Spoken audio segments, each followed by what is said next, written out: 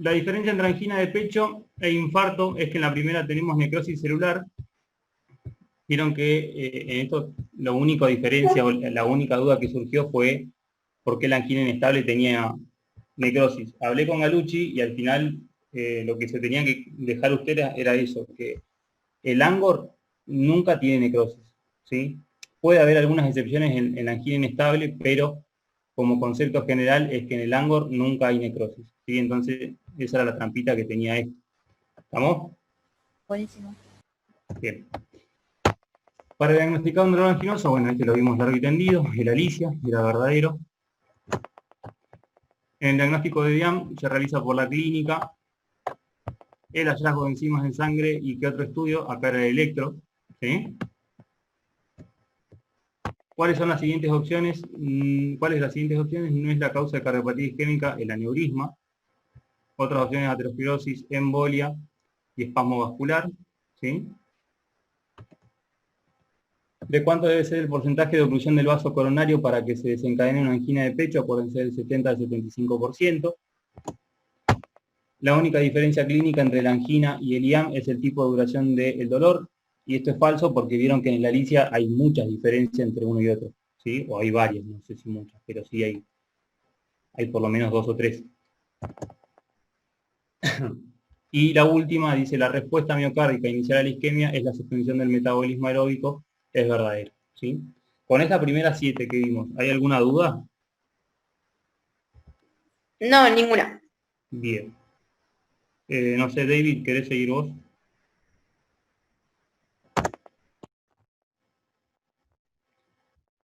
David.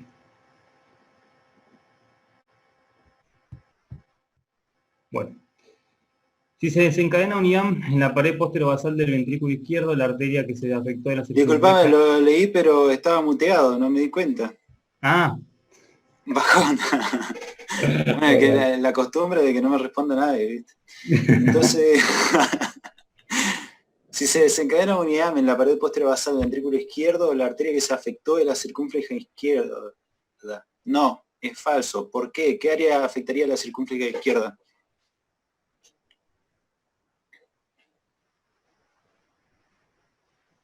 Cri, cri. A ver, Juan García. ¡Guau! Mirá, re profe el tipo, lo quemó. Sí, lo vi con la foto ahí.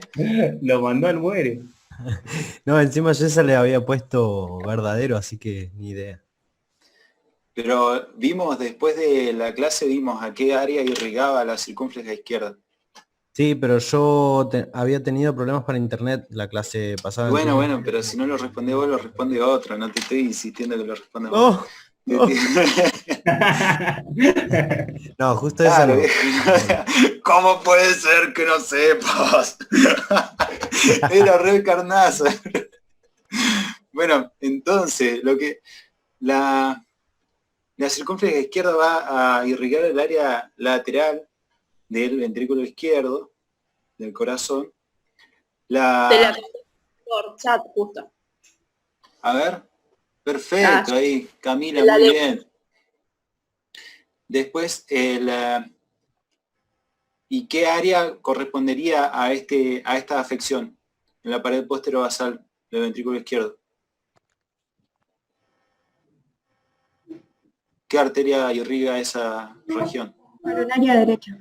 Perfecto, muy bien. En el 80% igual, porque en realidad tiene que ver con cuál es dominante. La posterobasal, no, la dominancia hace referencia al ápex. Al tercio posterior del ápex. Mal, entonces. Así que igual excelente la respuesta.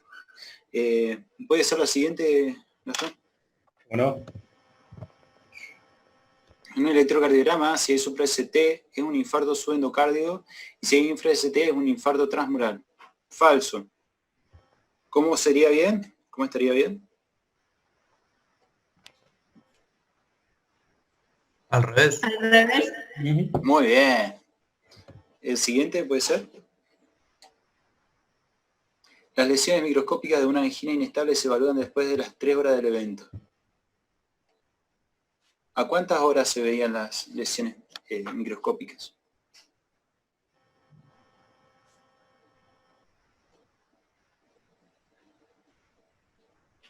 Tiene el cuadrito, ¿se acuerda que vimos el cuadrito? Después de 4 horas. Bien, y un poquito más también, hasta después de las 6 horas decía el ítem, pero sí, después de las 4 horas te lo acepto. Y de las macroscópicas, la macro, ¿cuándo vamos a ver un poquito más amarillo la región que fue afectada por el infarto?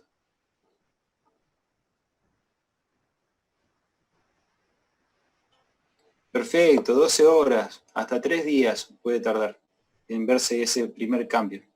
Sí, y otra cosita, acuérdense con el concepto que vimos que la angina inestable no tiene lesiones microscópicas. ¿Sí? Eso era la otra trampita que tenía esta pregunta. Las placas ateroscleróticas inestables son aquellas que han sufrido rotura, erosión, ulceración, fisura, hemorragia. Perfecto, una definición. Después del próximo. La angina variante de Brismetal es una forma frecuente de isquemia miocárdica, causada por el espasmo arterial coronario. ¿Por qué es falso? Porque es infrecuente. Muy bien. Muy bien. Next. Las lesiones celulares irreversibles o necrosis en miocardiocitos inician a los 20-30 minutos. Muy bien, lo vimos en el cuadrito. Y continúa Sofi. Acá sigo yo. Las pruebas sanguíneas, búsqueda troponina, se basan en la pérdida de la integridad de la membrana del sarcolema. Bueno, esto ya lo vimos, sería verdadero. La siguiente. La arteria coronaria que irriga... A ver, espera, porque veo a David, me tapa... Ahí está. La arteria coronaria que irriga los 2 tercios anteriores del tabique interventricular se denomina dominante. Bueno, esto ya vimos que no, porque era el tercio posterior. Digamos que tiene que irrigar el tercio posterior para que se denomine dominante. La siguiente. Macroscópicamente se considera que la cicatrización es completa a las 2 a 8 semanas del IAM. Esto es falso. ¿Por qué es falso? ¿Se acuerdan? Porque era más de 2 meses, una cosa así. Exacto, eran más de 2 meses, perfecto. Voy a intentar mantener la cámara prendida el tiempo que pueda, porque vieron que me anda bastante mal a veces. El mecanismo predominante de muerte celular en el IAM es la necrosis coagulativa isquémica. Esto es verdadero, ya lo vimos. La siguiente. Las lesiones por reperfusión suelen ser benignas y no generan complicaciones perjudiciales para la vida del paciente. Bueno, esto ya vimos que es falso, que sí, las lesiones pueden ser graves y que van a poder generar complicaciones como insuficiencia cardíaca, ¿sí? en el paciente, que puede condicionar un muy mal pronóstico para él. La siguiente.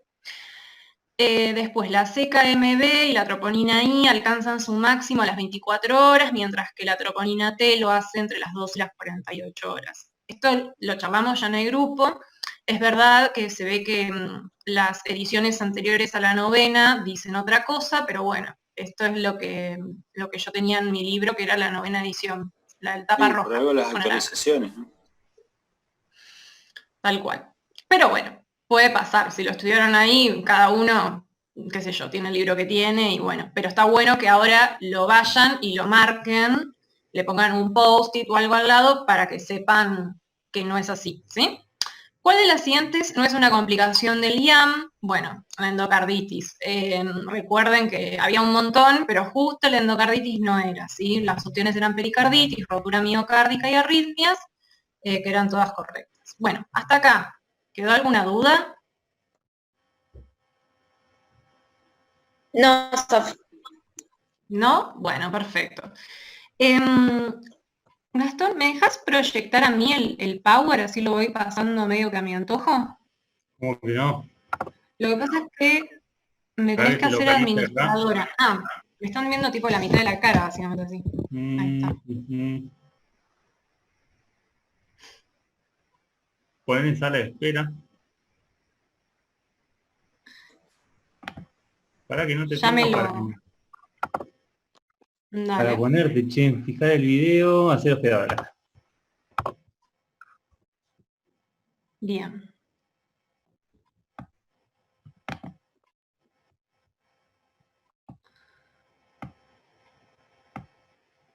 Ahí está. Ahí ven mi pantalla, chicos. Ahí sí. Sí, Sí. sí se ve. ¿La ven bien? Perfecto. Bueno, esperen que me haya quedado en otra diapo.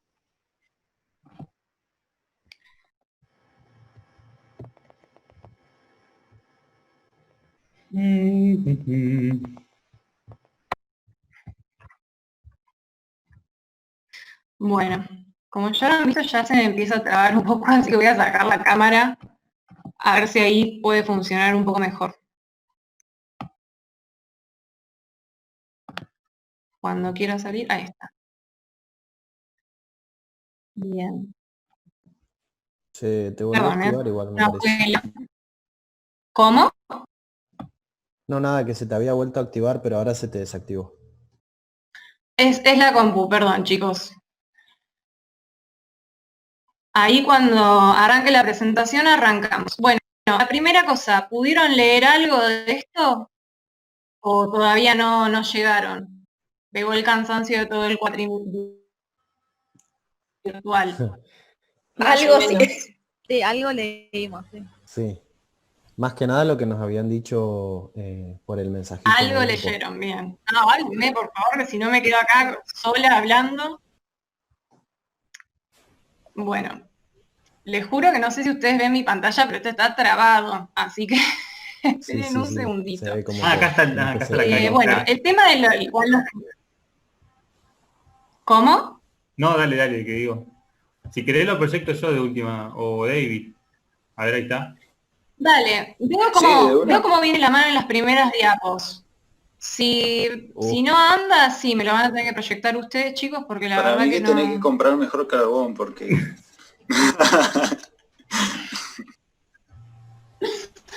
No, lo peor es que, o sea, me la compré hace menos de un año la computadora. Es una cagada, pero bueno, muy bueno, perdón.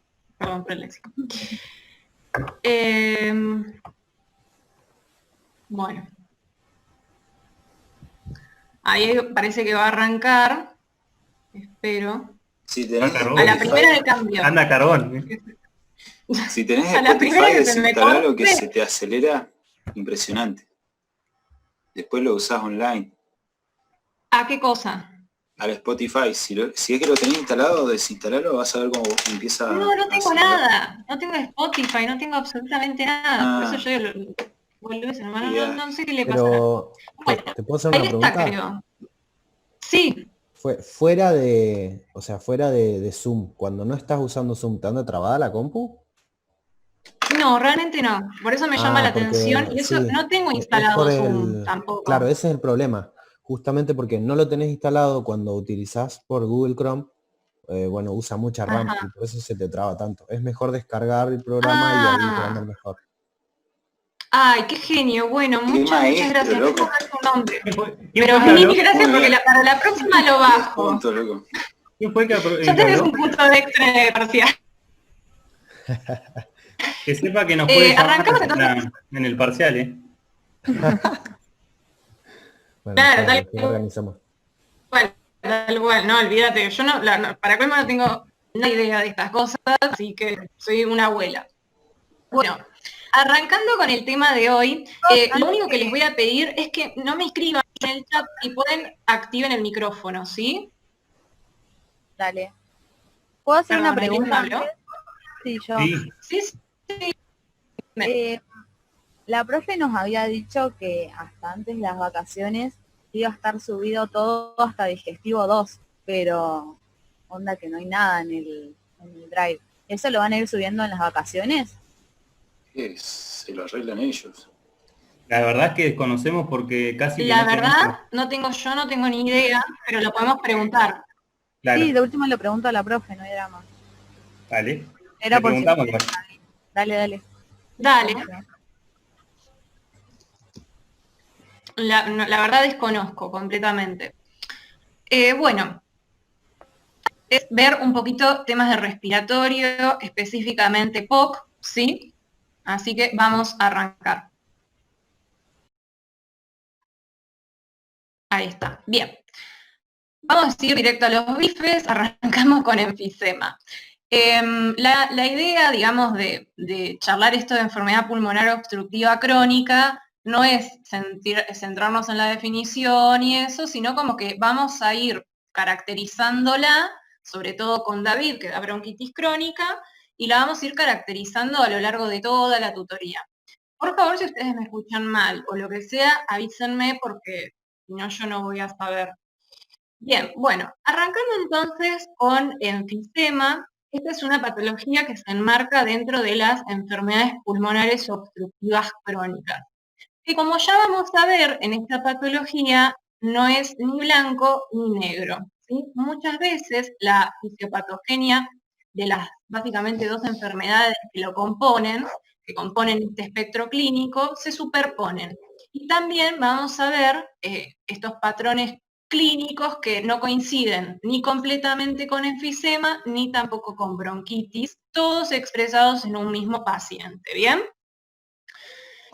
Que podríamos caracterizar a esta enfermedad y decir que está dentro de las enfermedades de la vía aérea pequeña, y específicamente la lesión anatómica es en el acino pulmonar. Ahora bien, vamos a retrotraernos un poco a segundo año y quiero que me defina, o al menos me diga, qué es un acino.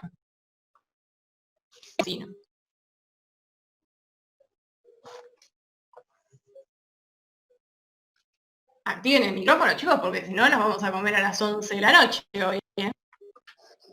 Equivóquense ahora, no importa. Son estructuras formadas por epitelio. Bien, o sea, estamos bien, es una estructura. Y es como la unidad estructural por excelencia del lobulista, ¿no? ¿Estamos de acuerdo? Claro. Bien. Entonces, como el enfisema requiere que tengamos, digamos, bien en cuenta cómo era la constitución anatómica de la vía aérea, yo les traje este dibujito, ¿sí? Que acá lo que se ve representado, empecemos por la tráquea, ¿sí? Recuerden que la tráquea se subdividía en dos bronquios, que eran los bronquios principales, primarios o bronquio fuente, derecho e izquierdo, ¿sí? A su vez, antes de nada, recuerden que, digamos, la vía aérea está constituida por una porción conductora y una porción respiratoria donde se produce el intercambio gaseoso. La porción conductora, ¿dónde empieza? ¿En la tráquea empieza?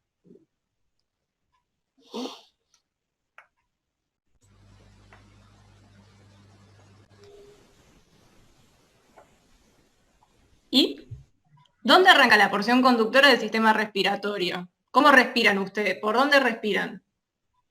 Desde las fosas nasales. Bien, perfecto. Arranca de la cavidad nasal. Bien, o sea, comprende las cavidades nasales, la nasofaringe, la laringe, ¿sí? Y ahí llegamos a la tráquea. La tráquea a su vez se subdivide en sus dos bronquios fuentes, derecho e izquierdo, los cuales se subdividen además en después bronquios lobares, una vez que atraviesan el hilio pulmonar, ¿sí? Los bronquios lobares o secundarios van a dar lugar a los bronquios, ¿cuáles? A los bronquios segmentarios, ¿sí? Que toman este nombre precisamente porque se ubican en los segmentos broncopulmonares. Si ustedes recuerdan, el pulmón derecho, ¿cuántos lóbulos tiene el pulmón derecho?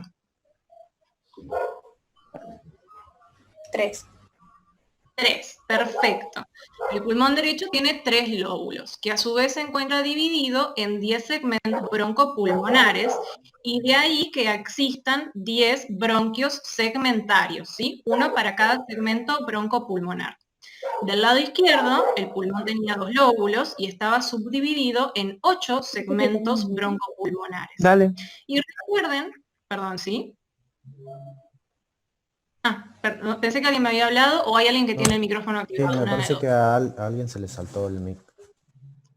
Bueno, no, eso intenten entre ustedes, no sé, Gastón o David, si lo pueden silenciar a la persona, porque yo llego a salir de esta presentación y tardo 1000 años de nuevo para entrar.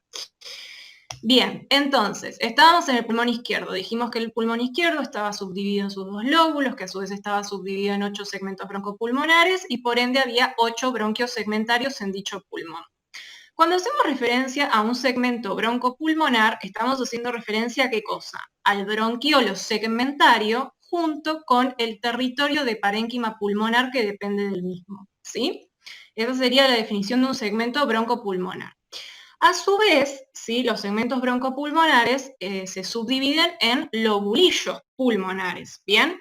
Y el lobulillo pulmonar está constituido por acinos. Y los acinos, ¿sí? Son las unidades estructurales básicas del lobulillo. A su vez, un acino, ¿sí? Está constituido por un bronquiolo terminal, el cual a su vez también tiene, bueno, el bronquiolo terminal con los bronquiolos respiratorios y los alveolos. Ahí en la imagen se observa algo que se llama poros de Kohn. ¿Se acuerdan de esto? ¿Qué eran los poros de Kohn? No. Son como ¿No se acuerdan? que estaban en los tabiques intraalveolares y permitían la circulación de aire de un alveolo hacia otro, como que los comunica. No lo podría haber dicho mejor, exactamente. Es lo que acaba de decir la compañera, ¿sí? Es un orificio en el tabique interalveolar que favorece la comunicación entre los alveolos. Esto es algo bastante importante y va a tener un rol importante precisamente en estas patologías que tienen un patrón obstructivo, ¿bien? Entonces, sin más, vamos a poder definir ahora sí qué es el enfisema, una vez que ya recordamos un poquito la anatomía de la vía aérea. El enfisema, como acá ustedes están viendo en pantalla, es una enfermedad que se caracteriza por el aumento del tamaño permanente o irreversible de los espacios aéreos distales al bronquiolo terminal y que se acompaña de la destrucción de las paredes sin fibrosis evidente. Y yo sé, ¿hay algo de esta definición que les parezca contradictorio cuando leyeron enfisema? Hay algo que uno, digamos, el enfisema se define así. Sí, a ver. Por ahí es una pavada, pero a mí me llamó la atención cuando decía que hay destrucción y que no hay fibrosis por todo lo que veníamos viendo antes. Bien, perfecto, perfecto. Es una contrariedad que se van a encontrar, ¿sí? La definición del enfisema, digamos, por definición, mejor dicho, por definición, el enfisema es una patología sin fibrosis, ¿sí? Por definición. Sin embargo, cuando uno ve un preparado microscópico de un paciente con un enfisema grave, puede encontrar regiones donde haya fibrosis, ¿sí? Pero les vuelvo a repetir lo mismo. Si uno tiene que definir enfisema, lo hace así. Se pone que no hay fibrosis, pero tienen que saber que pueden encontrar áreas de fibrosis, ¿sí? Bien, ¿quedó esto claro? Porque después a mí me pasó cuando lo leí en su momento, cuando hice Pato, y me llamó la atención, y me di cuenta que me llamó la atención revisando mis cuadernos de Pato, mientras estaba preparando todo esto. Y digo, es verdad que después más adelante dice que hay fibrosis, ¿sí? ¿Alguno más le había llamado la atención esto? No. Yo tenía la misma duda, pero entonces la definición sería que no hay fibrosis evidente. Sería lo correcto, pero podría haber. Es como que hay una contrariedad, porque uno dice, si yo te tuviese que definir enfisema, no, en ningún momento utilizaría la palabra fibrosis, de hecho diría que no tiene fibrosis. Pero el libro después describe que en algunos pacientes con enfisema podría haber una fibrosis submucosa, creo que lo define como algo así, ¿sí? Después me tendría que chequear bien el término, pero sí, algunas veces puede aparecer la fibrosis. Pero por definición, quiero que se queden con este concepto, y se lo estoy repitiendo un montón, porque es importante, que por definición el enfisema no tiene fibrosis. ¿Bien? Pasemos entonces a la clasificación.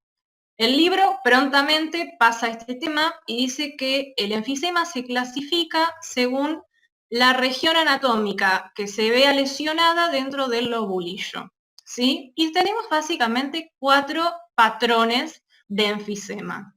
El enfisema centroacinar, o también conocido como centrolobulillar, el enfisema panacinar o panlobulillar, el enfisema acinar distal o paraseptal, y el enfisema irregular, también conocido como enfisema paracicatricial, pero creo que así no aparece en el libro, lo leí de otro libro eso.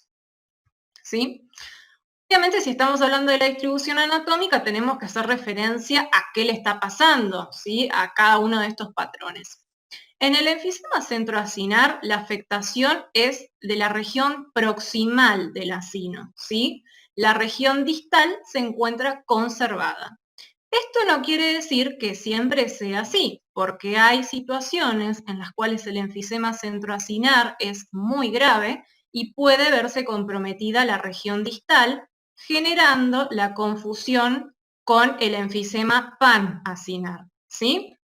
Y dicho sea de paso, el enfisema panacinar precisamente, habla de la afectación completa del acino de manera uniforme, ¿bien? Luego tenemos el enfisema, sí. Hay un cartelito que dice que estás compartiendo la pantalla y está arriba, digamos, de las diapos. A ver. Capaz si pongo sí, ponele ocultar, sí. Ocultar, ponele ahí, perfecto. Sí, ahí se fue, ahí se fue. Otra cosa, bien. Tenés 8 minutos y 10 segundos para completar esta parte. Ah, bueno, dale. En realidad no es para completar vos, sino para que tengamos que reiniciar el Zoom. Ah, listo. Correcto. Estoy curando a ese chico de esta manera, así al frente de todo el mundo. Bueno, dale, listo. No, pero es culpa mía, porque yo no me compré el Pro, ¿viste? Entonces. Claro, debe ser por eso, es verdad. Bueno. Volviendo a todo esto, entonces, el enfisema acinar distal o paraceptal es aquel, que hay afectación predominantemente de la parte distal del acino. Todo lo contrario a lo que sucedía en el centro acinar. ¿Sí? Se invierte acá la situación. Y en el enfisema irregular, que la verdad, chicos, que busqué imágenes, todo, y no me apareció absolutamente nada, como su nombre lo indica, la afectación es irregular. Ay, no puedo creerlo. Ahí está. Bueno, cuando se decía pasar de diapos, sí. Sí, aparte en el libro está tipo... Bien, hasta acá, ¿alguna pregunta? Sí, es verdad. Y para colmo vieron que define enfisema y ya va derechito a la clasificación, no hay mucho como que decir en el medio, pareciese. Sofi, ¿cuál dijiste que era el paracicatricial o algo así? Que no me acuerdo cuál era. Paracicatricial es el irregular. Ah, bien. ¿Sí? También se conoce así precisamente por la situación anatómica donde está. Normalmente es un enfisema que lo podemos encontrar circundante a áreas de lesión cicatricial, ¿sí? Que eso los puede haber confundido en el choice. De hecho vi que se confundieron bastantes en esa parte, pero recuerden algo que ahora lo vamos a ver, así que no adelanto en el libro dice algo así como que se asocia, como que vos decís, tengo este enfisema y es porque hay sí o sí una zona de cicatrización. Exacto, pero el enfisema acinar distal o paraceptal también se asocia a veces a áreas de lesión que tienen atelectasias o cicatrización o fibrosis. Y ahí puede haber sido una pregunta bastante tramposa, es verdad eso. Pero bueno, como yo le hice esa y la puse bastante textual del libro como para que se diese en cuenta, pero a ver, es lógico que no se van a acordar cada frase del libro, así que nada, chicos, no hay problema. Bien, acá armé esta tablita para que sea un poquito más visual todo. La descripción de la ubicación ya la vimos, así que la salteamos. Lo que sí es importante mencionar es que el enfisema centroacinar, sin duda, es el patrón enfisemático está bien, más frecuente. ¿Sí? Aproximadamente el 95% de los pacientes con enfisema, ¿sí? Y específicamente la afección es a nivel de los lóbulos superiores, o al menos más de la afectación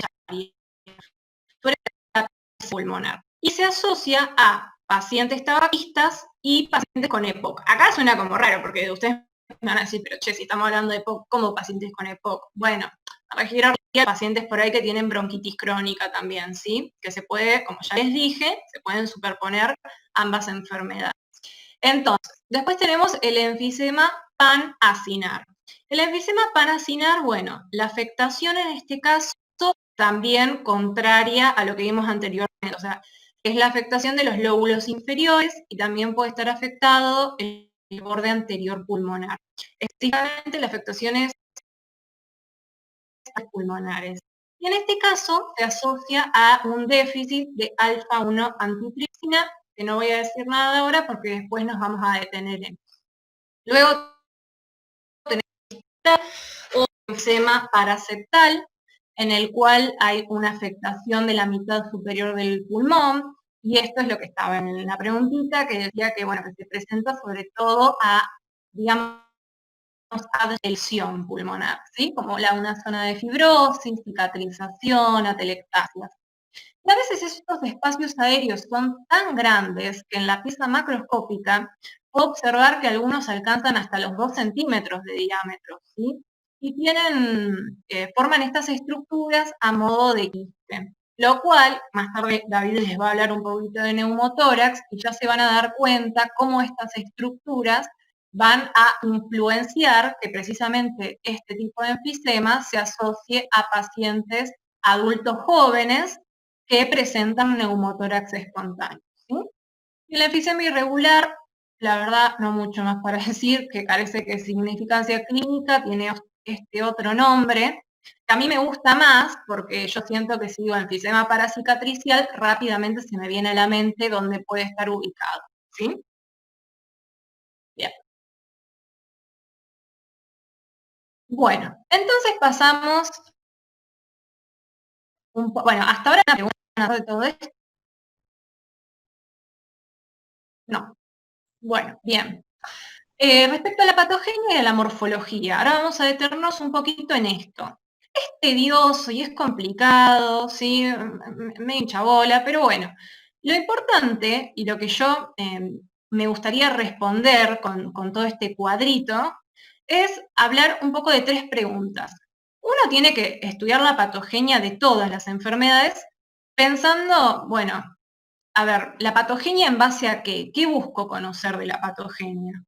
Entonces, las preguntas que acá sin duda vamos a tener que responder son 3. La primera pregunta está relacionada a por qué digo que el enfisema tiene un patrón obstructivo, que no solamente lo voy a poder evidenciar a través de la clínica, sino que también lo voy a poder evidenciar a través de la evaluación con una espirometría, no me salió el nombre. ¿Sí? Y la segunda pregunta está referido a por qué hablo de que hay un aumento del tamaño, digamos, de manera irreversible en este parénquima pulmonar. Y la tercera pregunta que me tengo que hacer es por qué hay destrucción de las paredes. Y un poco lo que voy a intentar responderles es eso. ¿Sí? Yo sé que está ahí, no me importa, quiero que ustedes, alguna, active el micrófono y me diga del EPOC, ¿sí? En el EPOC, ¿cuál es la etiología? ¿Qué hace la persona que puede llevarla a padecer este tipo de enfermedad? Fumar. Fumar, tal cual, fumar.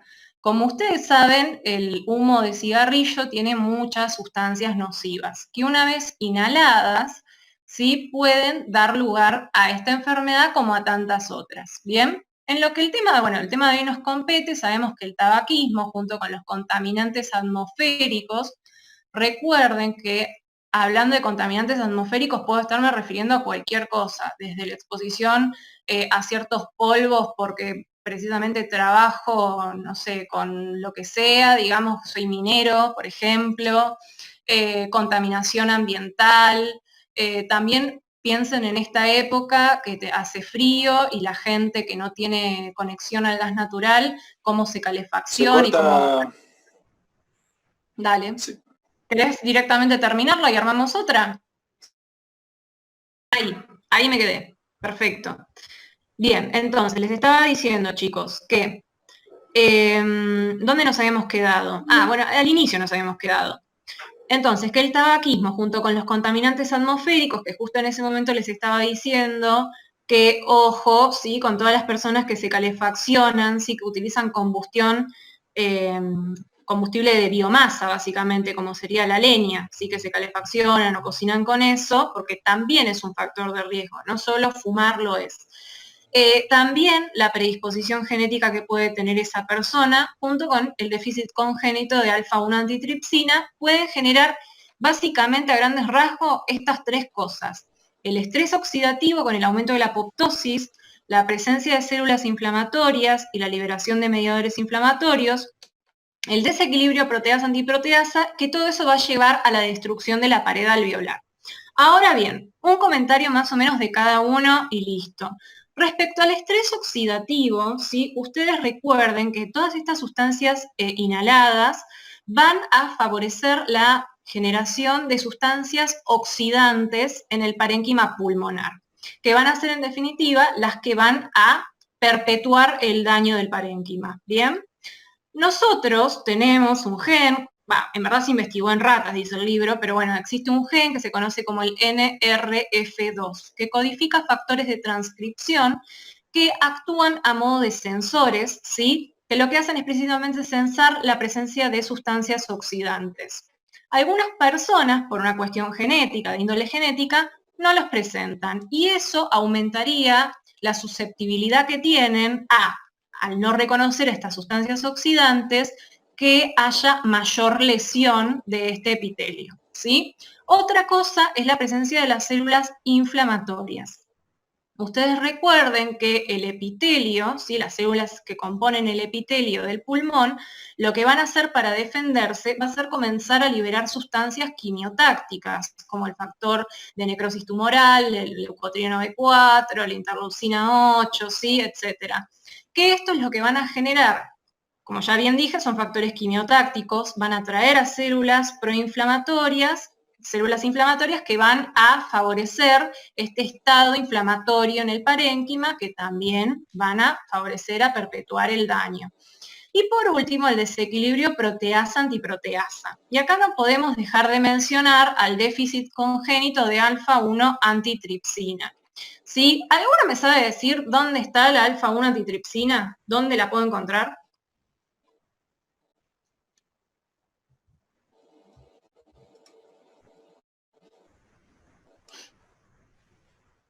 No, ninguno me lo sabe decir. Bueno, yo... En el suero.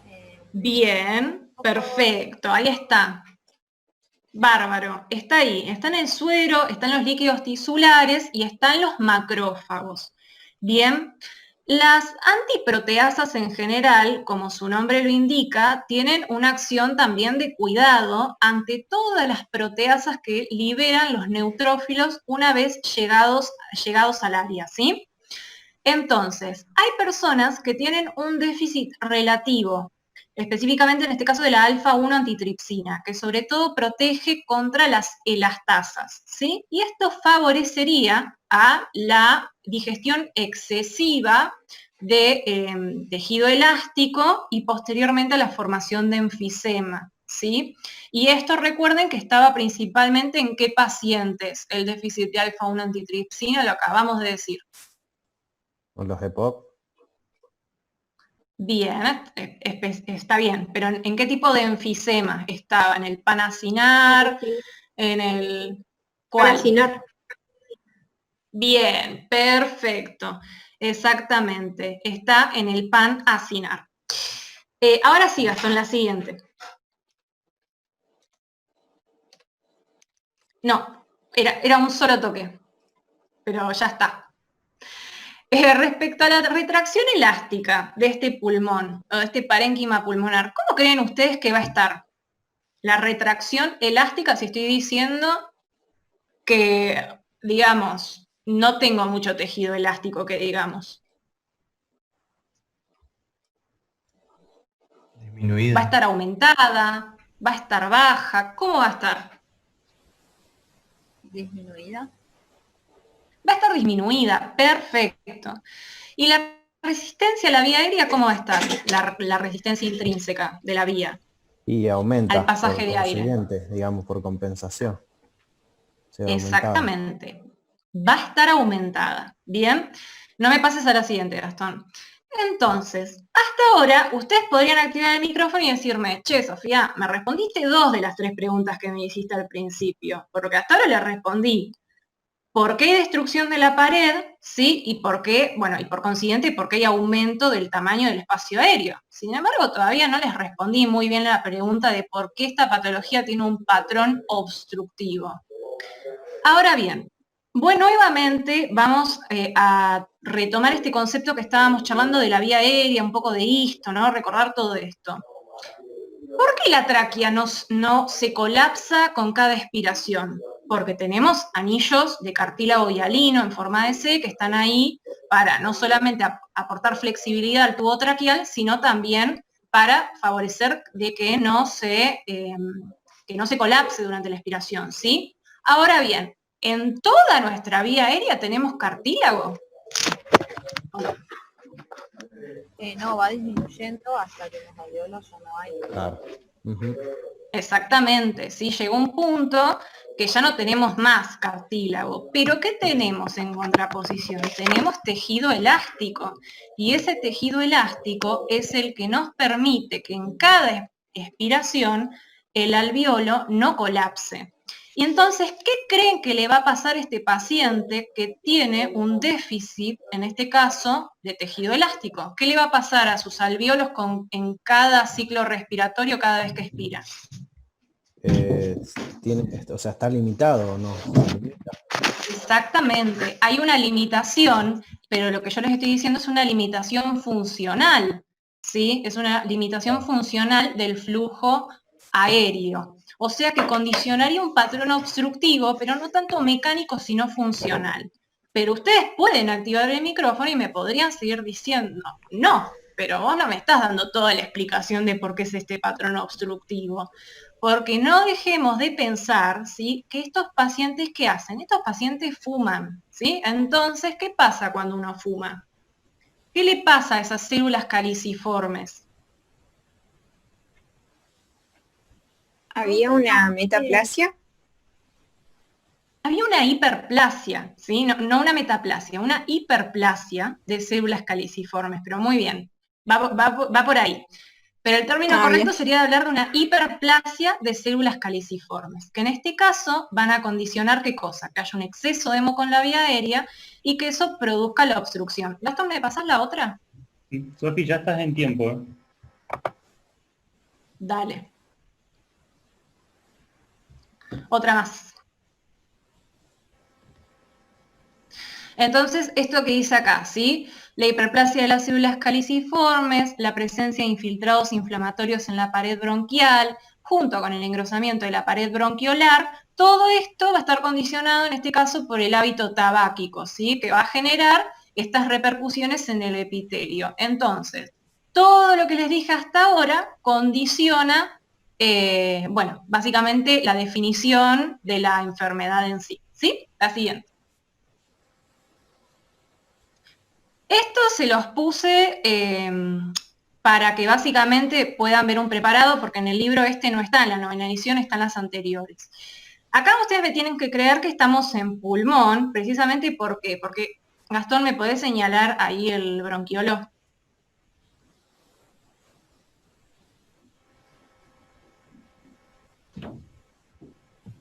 ¿Se ve ahí? Ahí está, sí, se ve perfecto. Bien, eso que ustedes están viendo es un bronquiolo, ¿sí? Es un bronquiolo porque no tiene cartílago, tiene un poco de músculo y tiene un epitelio, en este caso simple, cúbico, bueno, aplanado más que cúbico. Y además, esos puntitos negros que ustedes ven es antracosis, ¿sí? Todo eso negro que ustedes ven. Hay dos cosas que acá obviamente nos van a tener que llamar la atención y es el aumento exagerado de los espacios aéreos y por otra parte fíjense cómo pareciese que los tabiques interalveolares estuviesen como flotando, inclusive ahí, bueno, no importa porque no se los puedo señalar, pero se ve ahí cerca de la flechita donde está Gastón, como que hay uno como que ingresase hacia la luz del alveolo, ¿no? Como si estuviesen por el incremento también que hay en estos poros de Kohn que veíamos, ¿sí? Que le dan como esta situación, que le generan esta visión de los tabiques que hasta el libro los define como palillos de tambor, ¿sí? Y bueno, no, ya eso sería todo. Pasa a la siguiente. Y bueno, esto nada, son 2 palabras. Se los quería mencionar porque justo estamos, espera, no me pases todas. Se lo quería mencionar porque estamos viendo todo esto y es como una diapo más general, no tanto hablando de enfisema, sino de EPOC en general. Recuerden que sin duda estamos frente a un problema mundial de salud pública. Se proyecta que en el 2030 va a ser la tercera causa de muerte en el mundo, dentro de lo que serían las enfermedades crónicas no transmisibles, y la 5ª causa de discapacidad. Actualmente es la 4ª causa de muerte en Estados Unidos. Es una patología, es llamativo esto, que está subdiagnosticada. Inclusive se habla de que un 70% está subdiagnosticado, o sea, es un montón. Y esto es otra cosa que es importante, que el 80% de los pacientes que tienen, digamos, los casos de EPOC, se deben al hábito tabáquico. Pero ojo de no confundir esto a la inversa. No quiere decir que el 80% de fumadores van a tener EPOC, porque la realidad es diferente. Del 35 a un 40, 45% de los fumadores tienen EPOC. Pero, ojo, porque del 80%, digamos, del EPOC, el 80%, perdón, me trabé, el 80% de los pacientes que tienen EPOC es por fumar, ¿se entiende? ¿O hablé muy rápido y no se entendió nada? No, está bien. O sea, como que hay un 40% de gente que tiene EPOC, pero de esos, el 80% de los EPOC son por hábitos de tabaco. O sea, del 100% de los pacientes que tienen EPOC, el 80% lo tiene por fumar. Esa sería la explicación, ¿sí? Claro. Entonces, sí. Lo que tenemos... ¿Qué? Perdón. Lo que tenemos que pensar es que, si bien el cigarrillo es un factor importante, también hay otros factores que influyen, porque ¿qué pasó en ese 20% que no fuma y por qué tiene EPOC entonces? ¿Sí? Y acá sí empieza toda esta catarata de imágenes. En la primera que vemos, un hombre fumando. Y digo hombre, ¿por qué? Porque el 80% de los pacientes que tienen EPOC son varones. Después, en la segunda imagen, vemos a un tabaquista pasivo, que en este caso sería el niño, que si bien no fuma, inhala todo este aire este humo del cigarrillo. La siguiente. Otro factor que ya charlamos, combustión de biomasa, ¿sí? En este caso el consumo, la calefacción a leña, la otra. También es importante pensar en la contaminación ambiental, la otra. En este caso sería como, estaría dentro de las enfermedades laborales, ¿sí? Ustedes ya estuvieron viendo todo esto en el teórico con el doctor. La siguiente. Acá un concepto un tanto controversial, pero sí se dice que como factor de riesgo para el EPOC tenemos el asma. Y puso una niña, bueno, eso ya lo van a hablar todo bien con Gastón, pero es un concepto un poquito controversial, pero hoy en día se acepta de que sí, que tener asma sería un factor de riesgo para tener EPOC a posterior. La siguiente. Acá las cuestiones genéticas, ¿no? Todo lo que estuvimos hablando recién. Si bien se están haciendo muchos estudios con muchos genes y demás, al día de hoy lo único que sabemos es que el déficit de alfa-1 antitripsina, en este caso por cuestiones genéticas, es un factor de riesgo. El resto se está viendo. La siguiente.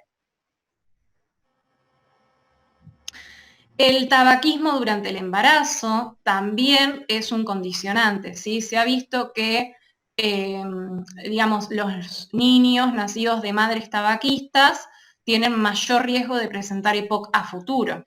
La siguiente.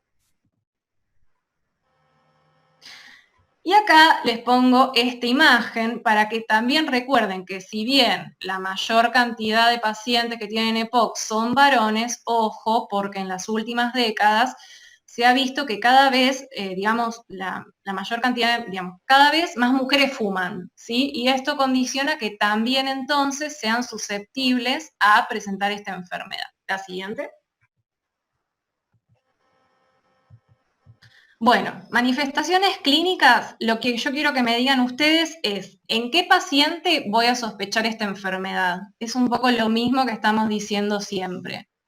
¿En qué paciente paro la oreja y digo, bueno, viene con tos y ¿qué más? ¿Qué me dice el paciente? ¿Qué hace?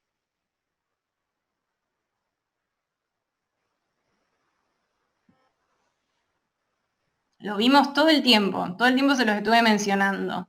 ¿Qué hábito tiene el paciente? Que fuma. Que fuma, exacto. Exactamente. Entonces, hay que siempre sospecharla en todo paciente tabaquista o en su caso ex tabaquista, pero que haya sido tabaquista muchos años, más de 10 años, ¿sí? Que venga a la consulta con tos. Si querés poner la siguiente, David, Gastón, perdón. ¿Sí? ¿Otra más? Y ahí sí, ya pasa las 3, ahí otra más y listo. Sí, la voy a sospechar en todo paciente, entonces, fumador que venga con sintomatología clínica, ¿bien? Acá les dejé estas 3 imágenes, perdón, lo estoy haciendo un poco rápido, por ahí me gustaría más que participasen, pero bueno, es verdad que me tengo que apurar un poquito, donde básicamente está expresado todo lo que le pasa al paciente, ¿sí? Fíjense el aspecto caquéctico que tiene, muy adelgazado, ¿sí? En general es un paciente que si uno le ve el pecho, observa que en su tórax tiene aumentado el diámetro antero-posterior, lo que da lugar a lo que se conoce como el tórax en tonel, ¿sí? Tiene, bueno, ahí en las imágenes capaz no se ve eso muy bien, pero fíjense el color que tienen. Se le dice que son los sopladores rosados estos pacientes. Y de hecho, es llamativo que en los dibujos sí se ve, fíjense la boca, la cara no está relajada, la boca, fíjense que los labios los tiene fruncidos, ¿sí? Y también es interesante que observen la postura que toma este paciente, ¿sí? Es una postura más bien en trípode. El paciente, ¿qué necesita en este caso? Necesita inclinar su tronco, apoyar sus brazos en un objeto, como ese paciente que se está apoyando en la mesa o en sus propias rodillas, para de esa manera fijar la cintura escapular y generar que haya un mejor funcionamiento de la musculatura accesoria intrínseca. ¿Alguien me puede decir un músculo accesorio? Un músculo accesorio, sí, de la ventilación. ¿Cuáles conocen? ¿Recuerdan alguno? Los rectos del abdomen y los intercostales internos. Perfecto. Ahí escuché bajito, pero me pareció escuchar músculos del abdomen, muy bien, que participarían en este caso como músculo accesorio durante la expiración y también los intercostales. ¿No tenemos también escalenos? Escalenos, el esternocleidomastoideo. El escaleno, perfecto. Muy bien. Me interesan esos sobre todo, los que trabajan, por ejemplo, el esternocleidomastoideo. ¿Notan en la imagen cómo está como todo pareciese contracturado este señor? Sí, como si estuviese utilizando estos músculos. Bien. Sí. Por eso, cuando ustedes miren esta imagen, intenten analizarla lo mejor que puedan. ¿Qué pasa? Este paciente se pone en esta posición, fija la cintura escapular y genera que haya una mejor funcionalidad de estos músculos accesorios, ¿sí? Y de esa manera puede respirar un poco mejor, con lo que hace que en definitiva pueda mantener una buena oxigenación, ¿sí? Por eso no está cianótico el paciente, tiene un aspecto más bien rosado. Y otra cosa que les quería mencionar, a ver, pasá a la siguiente, Gastón, porque seguro me estoy olvidando algo de todo lo que puse. Porque en el siguiente les puse un resumencito, ¿sí? Entonces tienen que pensarlo, a todo eso ya lo vimos. En el paciente más grande, más frecuente más frecuente entre los 50 y los 75 años, excepto, ojo, que se trate de un paciente que tiene un déficit de alfa-1 antitripsina. Ahí la edad va a ser mucho más joven este paciente cuando se manifieste, ¿sí? Va a estar rubicundo y con la hiperinsuflación va a dar lugar al soplado rosado, la utilización de los músculos accesorios, bueno, más o menos dije todo. Y respecto a la clínica, recuerden que el principal síntoma de estos pacientes es la disnea, que una vez que aparece no se va, no es episódica como en el asma. Ojo, siempre está y tiende a hacerse cada vez más intensa hasta que el paciente ya hasta en reposo o haciendo actividades habituales en su hogar, ¿sí?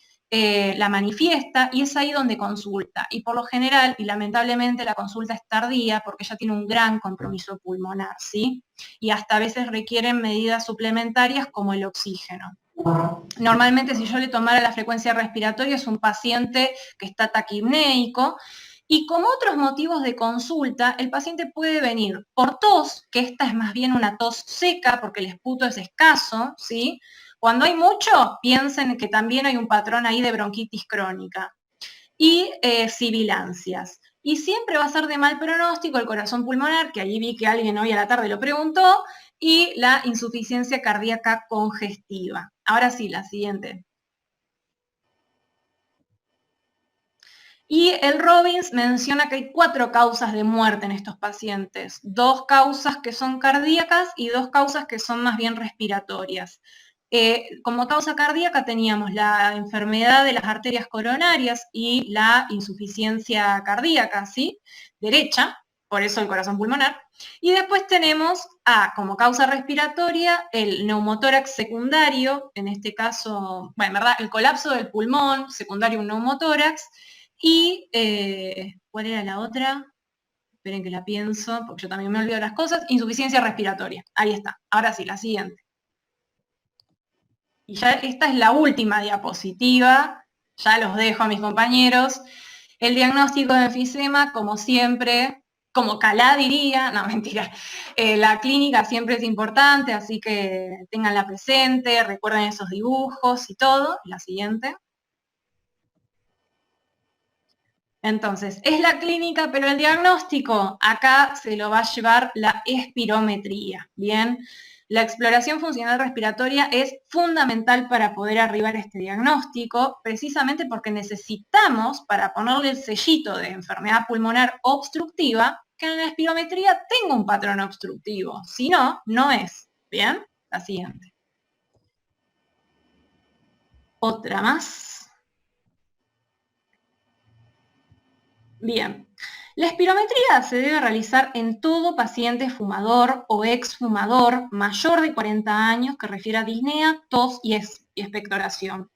Algo importante para aclararles es que la espirometría no es algo tan fácil de hacer. ¿Por qué? Porque requiere la competencia del médico de poder decirle al paciente cómo debe realizarse correctamente la espirometría, o sea, el procedimiento, lo que el paciente tiene que hacer, que lo entienda bien.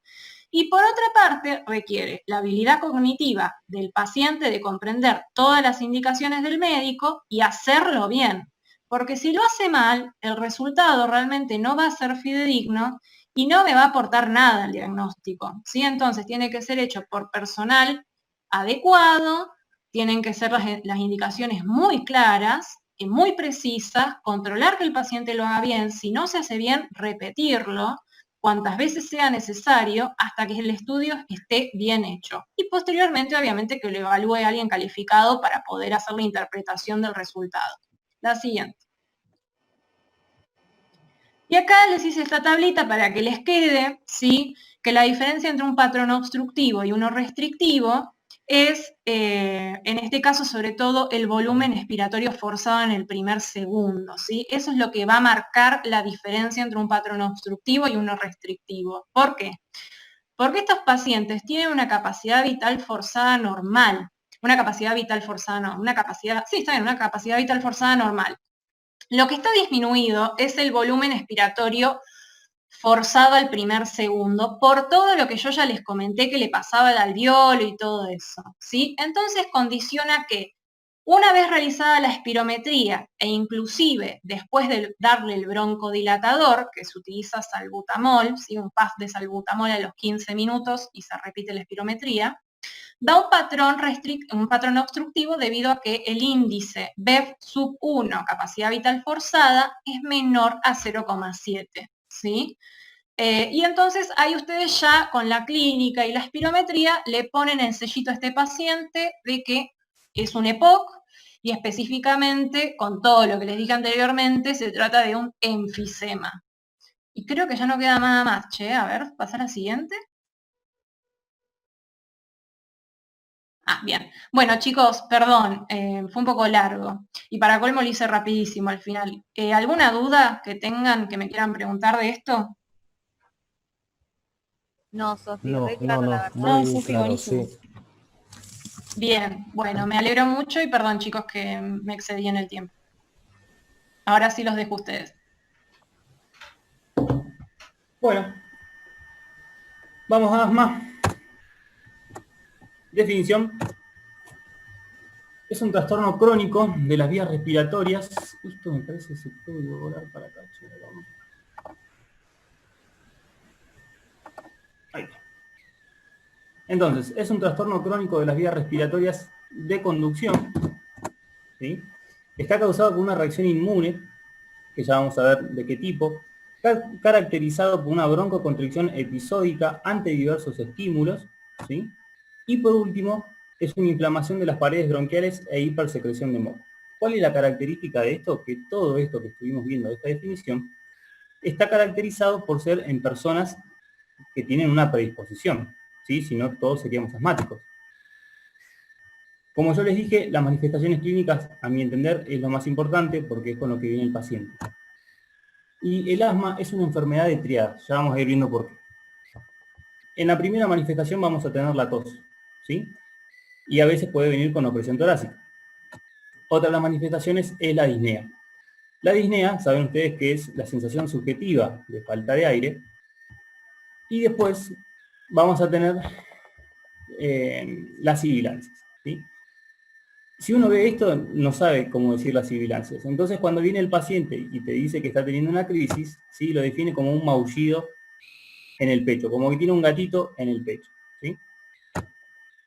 En cuanto a lo que son los desencadenantes para el asma, vamos a tener las infecciones respiratorias. Dentro de las infecciones respiratorias podemos tener las bacterianas, que no son tan frecuentes, pero sí el premio se lo llevan las infecciones virales. Dentro de ello vamos a tener el virus sincitial, el parainfluenza, el rinovirus, ¿sí?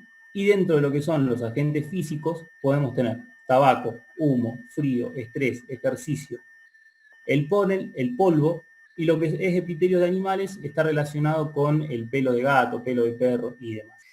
Hay alguna bibliografía que propone que la risa, o sea, cuando el paciente se tienta, puede desencadenar en una crisis asmática, ¿sí? O sea que pobre el paciente asmático, si no hace tratamiento, la tiene todo. Como yo les dije, además lo que teníamos que estudiar es la epidemiología. En esa epidemiología tenemos el grupo etario. Por lo general, el asma es una enfermedad que se diagnostica en los pacientes pediátricos. Esto no significa que lo hagamos también en los pacientes adultos, pero en la gran mayoría, ¿sí? Se diagnostica en la primera o en la segunda infancia, ¿sí? Y no tenemos diferencia en cuanto a lo que es la afectación de hombre y mujer, ¿sí? O de sexo femenino y sexo masculino. En cuanto a lo que son los factores de riesgos, a saber, el antecedente de asma familiar es muy importante, ya vamos a ver en qué tipo. Las alergias, sobre todo lo que es la rinitis, ¿sí? El eczema atópico, y después vamos a tener otros menos importantes como pueden ser la bronquiolitis a repetición, otra vez, no te lo puedo tener. La bronquiolitis a repetición y lo que es la lactancia materna. Bien, tipos de clasificación nosotros vamos a tener, que se clasifican en 4 tipos, ¿sí? La más importante, la que hace énfasis el Robbins, es en atópica, en donde vamos a tener que tiene indicios de sensibilización a un alérgeno, ¿sí? Y la activación inmunitaria, en un paciente con antecedentes de rinitis alérgica o eczema, y que es la más frecuente, ¿sí? Entonces acá ya resolvemos una pregunta del parcelito. Predominante en pacientes pediátricos, es una reacción de hipersensibilidad mediada por IgE, o sea, tipo 1, y las pruebas cutáneas son positivas. Esto es, el paciente es alérgico a algo, si yo quiero saber si es alérgico, lo que voy a hacer es lo siguiente. Le inyecto ese alérgeno en la piel y si me hace un abón o un eritema, ¿sí? Y me da positivo, es positivo, o sea, es alérgico a eso y eso puede ser uno de los desencadenantes. Y por último, acuérdense lo que es el antecedente familiar positivo en la tópica, ¿sí? Si yo paso a lo que es la no atópica, es como bastante antagonista, ¿sí? De la atópica, porque fíjense que no tenemos signos de sensibilización al alérgeno, las pruebas cutáneas son negativas y los antecedentes familiares son menos frecuentes, ¿sí? Otra, el asma medicamentosa. Tenemos que es un asma sensible por el ácido acetilsalicílico y vamos a tener que se va a presentar en pacientes que tienen rinitis y pólipos nasales, y lo que ustedes tienen que saber como a grandes rasgos es que el ácido acetilsalicílico sabemos que inhiben a la COX, ¿sí? Entonces, por lo tanto, no voy a tener la prostaglandina E2, y al no tener la prostaglandina, E2, se me inhibe el inhibidor, porque la E2 lo que me bloquea es una enzima que me va a crear proinflamatorios. Entonces, esos proinflamatorios son los que me van a llevar a cabo la broncoconstricción, ¿sí? El asma ocupacional, lo que me interesa que ustedes sepan es que hay diferentes polvos que pueden ser nocivos o tóxicos, por ejemplo, el plástico, el acerrín, y hay un par más, que van a llevar al fin y al cabo a una inflamación en el bronquio, ¿sí? Todo lo que es la parte bronquial, y que va a desencadenar el asma, ¿sí? No hay mucho más para hablar de eso. Bien, en cuanto a lo que es la patogenia, lo que nos interesa a nosotros, como dijimos, es el asma atópico. Y otra de las tríadas que tiene esta enfermedad es que en uno de esos componentes es que vamos a tener la participación de los TH2, sabemos que los linfocitos TH2 son los que van a secretar interleuquina, la 4, la 5, ¿sí? Y también la 13. La inmunoglobulina E, por lo tanto es una reacción de hipersensibilidad tipo 1, en respuestas a alérgenos ambientales en personas predispuestas con la consecuente inflamación de toda la vía aérea, ¿sí? Otro de los componentes, la susceptibilidad genética. Como vimos, el componente de que tenga antecedentes familiares de asma tiene mucho peso. Y dentro de ello podemos encontrar los polimorfismos que van a estar asociados a, por ejemplo, los genes que codifican las interleuquinas, la 3, la 4, la 5, la 3, ¿sí? También vamos a tener polimorfismo, por ejemplo, en las proteínas ADAM, en las metaloproteinasas, y también en las que codifican los genes de inmunoglobulina, ¿sí? De la E. Y después, el otro factor son los factores ambientales, ¿sí? Se dice que el asma es una enfermedad de ciudades, no tanto, o que no se da con tanta frecuencia en la parte rural, por obviamente lo que es la contaminación del aire, ¿sí? Y que esa contaminación puede llevar a una sensibilización de los pH2, entonces por lo tanto la tenemos mucho más frecuente en las ciudades. Y después lo que también menciona el libro es la teoría o la hipótesis de la higiene, en donde los diversos cambios que tiene el hombre en ciudad hacen que el sistema inmune sea más propenso al asma o a la rinitis por su inmadurez, ¿sí? Bien. Para resumir todo lo que estuvimos hablando, vamos a ir al grafiquito que está en el libro, que es mucho más lindo que estar leyendo toda la parte de interleuquinas. Fíjense acá, vía respiratoria normal, ¿sí? Tenemos el epitelio, una capa de moco que es muy finita, una lámina basal con macrófagos, ¿sí? El músculo liso y lo que son las glándulas. ¿Estamos? Entonces, ahora, si nos vamos a una vía respiratoria de lo que es un paciente asmático, fíjense la cantidad de moco que ya voy a tener y que incluso tengo eosinófilos en él. El epitelio, donde van a predominar más las células caliciformes, la membrana basal, y fíjense que en esta parte de la lámina propia voy a tener un montón de células que acá no tengo, ¿sí? Entonces empiezan a aparecer, si tengo macrófagos, que acá también, pero empiezan a aparecer los mastocitos, el eosinófilo, el neutrófilo, ¿sí? Incluso los linfocitos, y fíjense que las glándulas van a estar totalmente aumentadas. Hasta acá, ¿vamos bien? ¿Hay alguna duda? Te faltan 4 minutos. Sí, no, todo bien. Bien. En cuanto a lo que es el desencadenamiento del asma, lo vamos a ver, esto me hace acordar a Kremer, pero lo vamos a ver con figuras porque es mucho más lindo. Fíjense, tengo el polen como por un ejemplo del alérgeno, ¿sí? Es captado por la célula presentadora de antígeno, en este caso la célula dendrítica, y se lo va a presentar al linfocito T. Este es un TH2, entonces por lo tanto va a secretar interleuquina 4, esa interleuquina 4 va al linfocito B, ¿sí? Y el linfocito B me va a producir inmunoglobulina E. Esa inmunoglobulina E, a través de su fragmento común, se une a su receptor en el mastocito y este se va a desgranular con la liberación de histamina y de otros componentes, ¿sí? Esa histamina es un fuerte broncoconstrictor, ¿sí? Entonces por lo tanto me reduce la vía aérea. Y por otro lado, vamos a tener la liberación de interleuquina 5. Esa interleuquina 5 va a activar a lo que es el eosinófilo, ¿sí? Y el eosinófilo va también a desgranularse con la liberación de algunas proteínas que vamos a ver en la próxima diapositiva. ¿Qué me falta acá? Que este me libere la interleuquina 13. La interleuquina 13 es la que me va a activar la célula caliciforme con la consecuente liberación o la producción de moco, ¿sí? Entonces, fíjense que acá lo que falta es el aumento de la permeabilización, ¿sí? Entonces se va a desencadenar todo lo que es el proceso inflamatorio, y esto está dado en la fase inmediata, ¿sí? ¿Por qué? Porque lo que es el asma atópica tiene una fase inmediata que dura minutos y una fase tardía que dura horas, ¿sí? Entonces, fíjense acá, se empieza a romper el epitelio, aumenta la permeabilidad, como vimos, ¿sí? Todo esto se empieza a dematizar, y a su vez lo que vamos a tener es que la secreción de los mastocitos, con la liberación consecuente de histaminas y otros leucotrienos, van a activar a lo que es al nervio vago, y el nervio vago, a través de la acetilcolina, me va a aumentar el tono del músculo, ¿sí? De los bronquios y de los bronquiolos. Entonces, lo que me va a hacer esto es una broncoconstricción, ¿sí? A su vez, las diferentes interleuquinas que se van liberando me van a hacer que se me recluten neutrófilos, ¿sí? A través de la interleuquina 17, por ejemplo, y a su vez también basófilos, eosinófilos, que aumentan más, y fíjense que acá yo tengo las proteínas básicas mayor y la proteína catiónica eosinófila, que son los que van a participar en el proceso inflamatorio de mayor a largo plazo, sería, ¿sí? Y fíjense lo que es la producción de moco junto con el epitelio, ¿sí?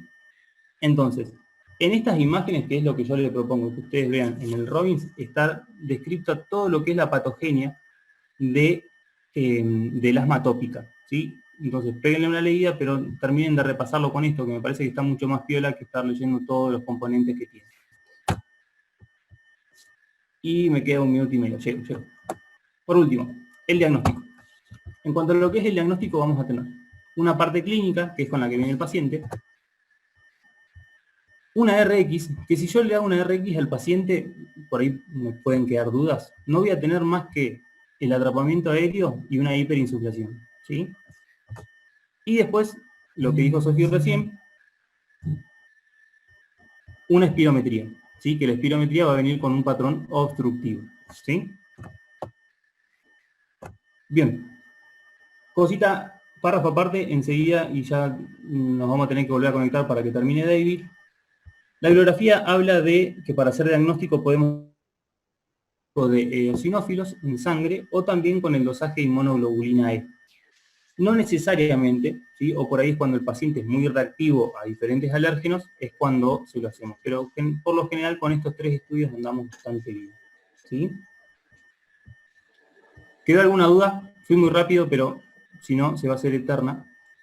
Yo tengo una pequeña duda, pero después la voy a preguntar en el grupo de WhatsApp mejor. Igual ahora vamos a hacer otro zoom, pero de última. Bueno, dale. ¿Arrancamos el otro? Dale.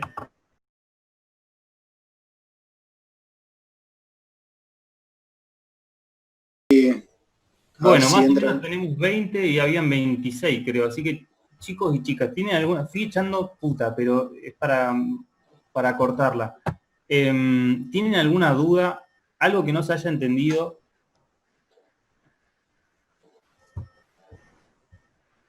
Ahora ya estamos con tiempo, así que pueden hacer todas las preguntas que quieran. No entiendo muy bien qué son los espirales de Kurzman. Eso, muy bien. Justo la tarea que yo le iba a dejar. En realidad, en cuanto a lo que es la micro de asma, muy importante no es porque vos no vas a biopsiar a un paciente por asma, ¿sí? Pero fíjense que los espirales de Kurzman dice que es la extrusión de los tapones de moco, de los conductos glandulares mucosos subepiteliales o de los bronquiolos. O sea, en realidad es eso, ¿sí? Son tapones de moco de los conductos glandulares, o por lo menos lo que yo entiendo, ¿sí? Y después vamos a tener los cristales de Charcot y Leiden, que está dado por la proteína eosinofílica que se secretan a través de esto, ¿sí? Ya que tocaste el tema, si nosotros dejamos librado al azar y no tratamos a este paciente, lo que vamos a tener son trastornos crónicos, ¿sí? En donde fíjense que tenemos una hipersecreción de moco, a su vez lo que vamos a tener es una hiperplasia y una hipertrofia del músculo liso, ¿sí? Y también, como es todo proceso inflamatorio crónico, va a terminar con fibrosis, ¿sí?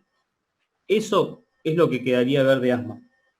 Después el resto creo que lo vimos todo, muy rapidito, pero era como necesario. De todas maneras, si tienen dudas, no sé, Juan, ¿te respondí la pregunta? Séme sincero, no me mientas.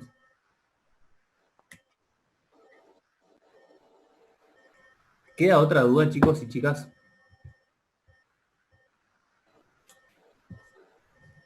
No, no hay drama, no.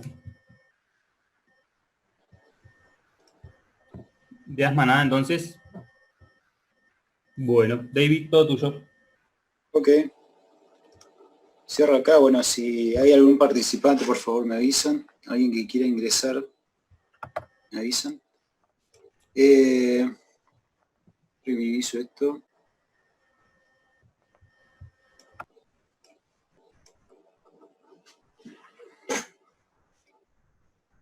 Bueno, entonces acá lo que tenemos es la bronquitis crónica, que es la tos persistente con producción de esputo durante al menos 3 meses por 2 años consecutivos.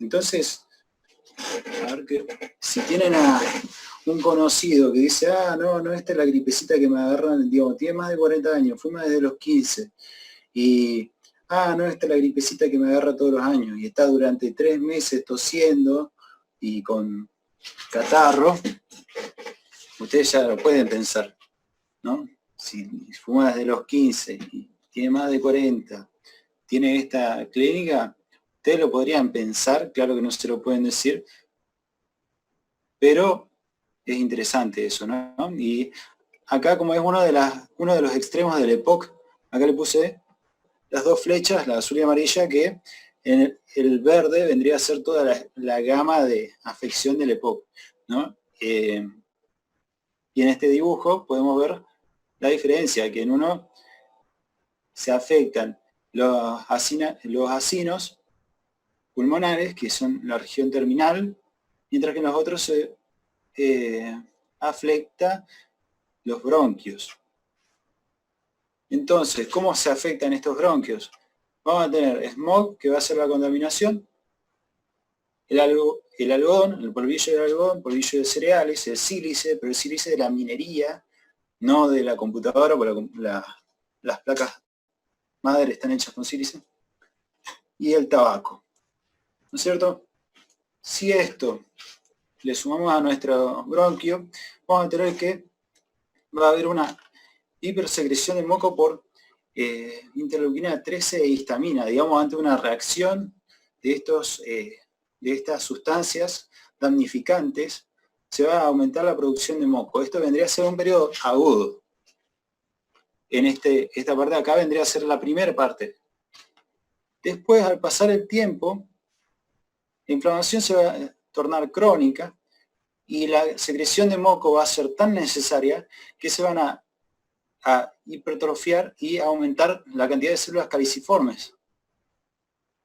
Y también se van a hipertrofiar las glándulas submucosas.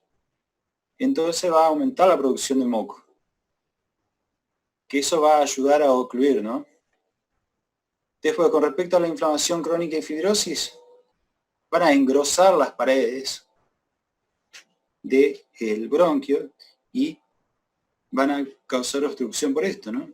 Cuanto menor es la luz, más difícil es que circule el aire.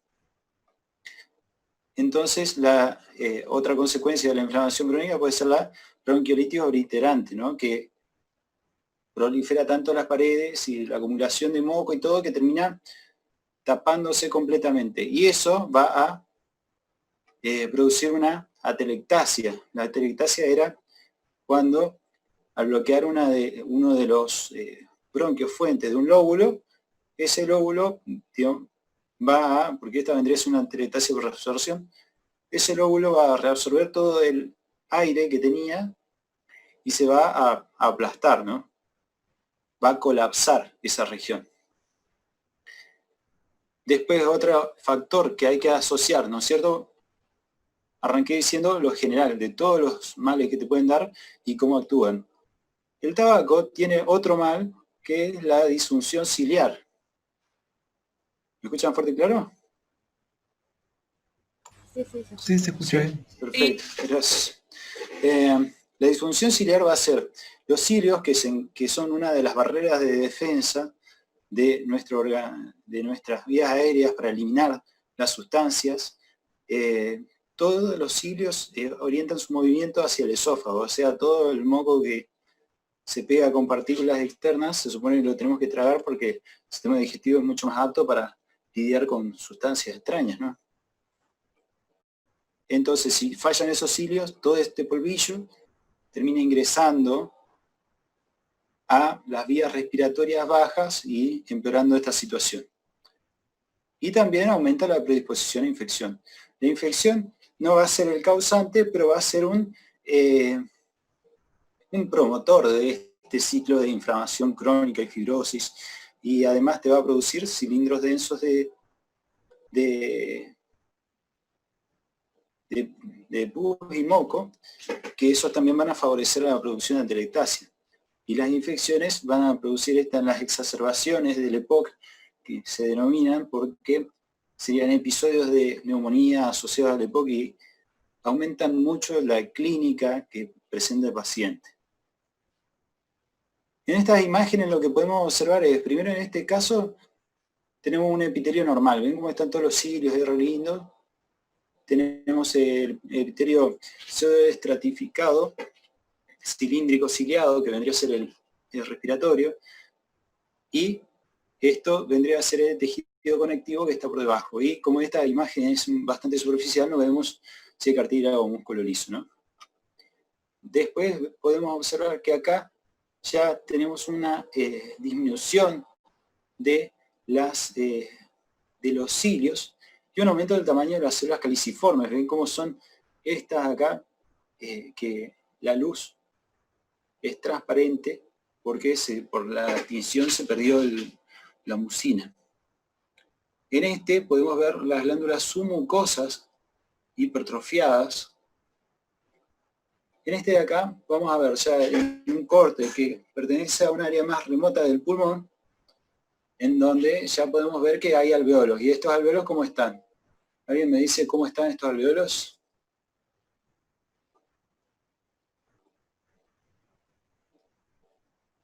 ¿Qué tienen en particular? ¿A usted le parece normal este tamaño de luz? Están aumentados de tamaño. Perfecto. ¿Y a qué les recuerda eso? ¿A qué patología les recuerda? Al enfisema. Muy bien, tal cual. Perfectamente puede ser enfisematoso y asociado a la bronquitis crónica. Y estos tapones mucosos que se van a formar acá van a producir las atelectasias. Y también la bronquiolitis obliterante, que no encontré un preparado microscópico de la bronquiolitis obliterante. Pero lo que vendría a estar es la luz prácticamente ocluida por digamos, como algo similar a esto, la luz del bronquio prácticamente ocluida por la proliferación celular y el contenido dentro que vendría a ser mucoso o con pus. En la clínica teníamos que comparar, creo que esto ya lo han estado viendo en las comparaciones de cómo se presenta el paciente, ¿no? En la bronquiolitis vamos a tener que la disnea va a ser leve y tardía. No es lo primero que le molesta al paciente. Lo que sí va a tener mucho es tos, que esto es lo que le decía. El tío fumador que se la pasa tosiendo y largando flema. Las infecciones van a ser frecuentes, porque si vos tenés una vía prácticamente ocluida y todos los sistemas de defensa bajos, que van a ser todos los sistemas de defensa para eliminar las partículas que absorbés con el aire, están disminuidas, entre esas partículas van a terminar bacterias y van a producir las neumonías. Y la insuficiencia respiratoria va a acompañar a esto, ¿no? Después el corazón pulmonar frecuente, bueno, eso va aparte, y la resistencia de las vías respiratorias va a estar aumentada. Claramente porque si el diámetro disminuyó, va a pasar menos aire. Entonces, esto se puede evidenciar en la espirometría. Después la retracción elástica va a ser normal. La radiografía de tórax va a aparecer vasos prominentes y corazón grande, ¿Por qué? Porque el corazón tiene que hacer más esfuerzo, entonces hipertrofia del lado derecho del corazón, el ventrículo derecho se va a hipertrofiar, que ese es el corazón pulmonar. Y el aspecto dice abotagado azul. ¿Por qué hace abotagado? Hace referencia a eso por la acumulación de hemoglobina reducida, digamos, sin oxígeno, en la punta de los dedos y en los labios. Digamos, son los lugares en donde primero se observa. Y acá ya con esto terminamos y pasamos a otro tema. ¿Está claro la bronquitis crónica? Sí. Chicos, y otra pregunta. ¿Está claro EPOC?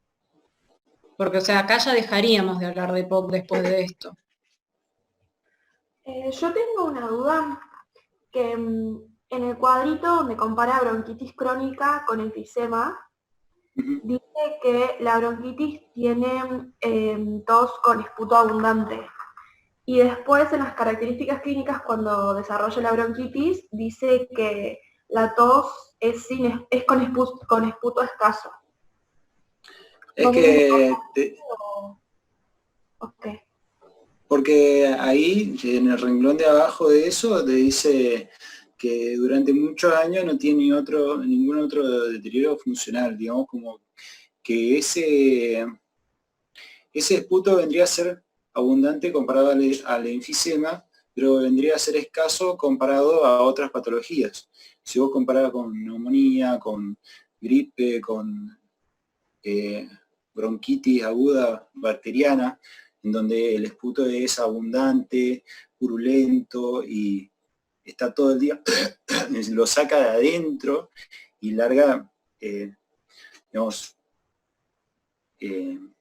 ¿cómo se llama esto? Tendría que ser desechos prominentes, ¿no? Mientras que en este otro el esputo va a ser blanquecino y escaso, pero va a ser constante. O sea, cada media hora lo vas a escuchar toser, toser, toser, toser, y escupe una mancha blanca, así. Bien, ya entendí. Gracias.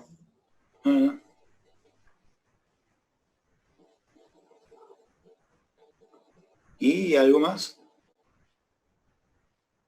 Bueno, pasamos a telectasia. Dice expansión incompleta, mira, desapareció mi imagen. Expansión incompleta de los pulmones o colapso del área de pulmón previamente insuflado. La expansión incompleta hace referencia a la neonatal, donde directamente no se infla uno de los pulmones. Y el colapso del área de pulmón previamente insuflado, que es lo que nos puede pasar a cualquiera de nosotros. Un pulmón funcionando normalmente que sufre una patología y se colapsa. Tenemos un conjunto, digamos, porque el pulmón tiende a colapsarse, pero tenemos un conjunto de cosas que nos permiten que se mantenga abierto, ¿no? Porque nosotros tenemos las fibras elásticas y el músculo liso, y el lugar en donde está, que es la cavidad torácica, que también tiene su presión, todo eso tiende a colapsar. Y para contrarrestar eso, tenemos al surfactante, que va a hacer efecto evitando que se colapse cada alveolo. El hecho de respirar continuamente produce un remanente de aire que hace que queden abiertos los alveolos. Y esto es tan clave que hasta los respiradores están configurados para que, digamos, no es que el respirador te extrae todo el aire del pulmón y después te infla completamente como un globo, sino que siempre tenés una cantidad remanente, y esto lo habrán visto en fisio, que cuando hacían el cálculo con la espirometría, había un volumen remanente que eso no se podía cuantificar con la expiración.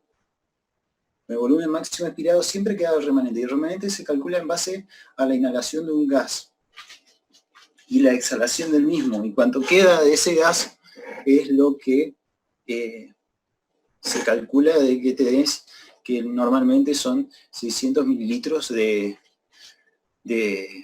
aire residual. Me puedo confundir esa cantidad. Después la respiración profunda e intermitente, se libera el surfactante en los alveolos, y la tos periódica, que es para eliminar, ¿cómo se llama? Secreciones. Entonces vamos a ver que en el primer tipo, que va a ser de reabsorción, le pusieron a la reabsorción, debe ser la autocorrección, pero la reabsorción ocurre cuando uno de los bronquios se tapa por moco, tumor, exudado bronquial, bronquiectasia, cuerpos extraños. Bronquiectasia es que se destruye completamente la pared del bronquio de músculo liso y las fibras elásticas y se termina colapsando ese bronquio, entonces por eso te va a generar esta atelectasia. Y después los cuerpos extraños, que puede ser arroz o piedras o lo que sea. El arroz es más frecuente. Después la supresión de respiración o la tos. Y esto pasa sobre todo en pacientes en los que, por las drogas que le ponen, como los opiáceos, le restringen la capacidad de cambiar las velocidades de respiración, o la respiración de por sí está inhibida, y entonces si tienen algún tipo de acumulación de líquidos no lo pueden sacar. Después, con respecto a la compresión va a ser agente externo que colapsen el pulmón y, claro, no puede ganar las presiones internas del pulmón a las presiones externas. Entonces, en este caso, me gustó la radiografía de un, ¿cómo se llama esto? Un derrame pleural. En este derrame pleural, vemos que del lado derecho del pulmón está comprimido y se nota el nivel en donde se acumuló el líquido. El líquido es claramente radioopaco. Por lo demás, los pulmones se observan bien, digamos, los campos están claros. Después, con respecto a estos dos eventos, los encontré en el Bézier, que digamos en un libro, en donde la cardiomegalia y obesidad, cuando el paciente está en decúbito, pueden comprimir de tal forma el tórax. En el caso de la obesidad comprime el tórax, y en el caso de la cardiomegalia comprime algunos alveolos, comprime algunos lóbulos, y estos van a sufrir de la atelectasia. Y después, esta es la fibrosis pulmonar focal o generalizada, debe darla el enfisema por contracción, porque un paciente que tiene una fibrosis pulmonar, el parénquima va a evitar que este paciente pueda inhalar correctamente. Va a limitar el área de función. Entonces, esto vendría a ser una retracción del pulmón y un colapso parcial de este. Entonces, por eso entra dentro del enfisema. Del enfisema de la atelectasia. Entonces, la clínica, la mayoría de los casos es asintomática, porque si se te afecta un lóbulo, si una persona, algo que me pasó en la guardia fue que llegó un jugador de fútbol profesional del Club Cipolletti que dice que ya no rinde tan bien como antes en las prácticas. Y sí que había tenido un poco de fiebre. Y lo empiezo a auscultar y claro, tenía los, tenía los estertores correspondientes a una neumonía, entonces propuso una radiografía y sí, había una neumonía lobar avanzada, y como este paciente jamás sintió ni un poquito de disnea, ¿no? Porque su reserva pulmonar es muy alta. Entonces, supongamos una persona normal puede funcionar con un pulmón. Por ejemplo, cuando se hacen los trasplantes de pulmón, con un pulmón anda bien. Entonces, si un lóbulo se te colapsa, claramente vas a estar asintomático. En cambio, si se te colapsa un pulmón completo, ahí sí, ya vas a tener una disnea importante. Después, la tos es otro factor que va a aparecer, Y porque tenemos receptores en los bronquios de cosas, digamos, de cuerpos extraños y demás, de moco. Después de la complicación con neumonía, que puede aparecer porque si vos tenés un lugar en donde no se intercambia el aire y tenías aire residual ahí y está desapareciendo y tenés líquido y tenés bacterias y tenés todos los componentes aptos para que se desarrolle una bacteria y vas a tener una neumonía. Es simple. Y bueno, los residuos respiratorios van a estar disminuidos a la auscultación y matidez a la percusión. Claro, si vos tenés una región del pulmón que no está haciendo un intercambio, no vas a tener ruido respiratorio a la auscultación. Y bueno, en la matidez es porque al colapsar es una masa, se comporta como una masa sólida. Entonces cambiamos de tema ya. ¿Lo tienen claro esto? A ver. Sí. Buenísimo. En este caso tenía un colapso del pulmón derecho. Vean cómo están las costillas completamente aproximadas unas a las otras, del lado izquierdo, perdón, y el lado derecho sí, el pulmón está funcionando. Y se ve que era un paciente complicado por la cantidad de instrumental que tiene.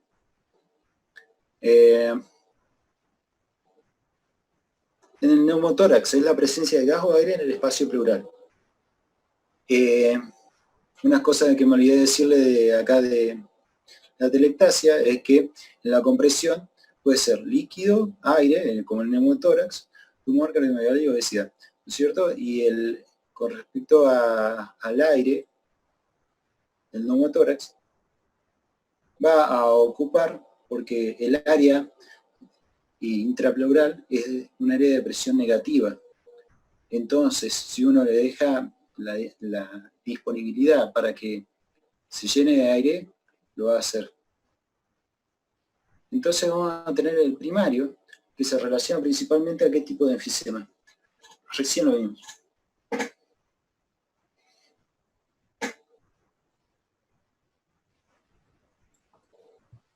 Hola. Atelectasia, Sí.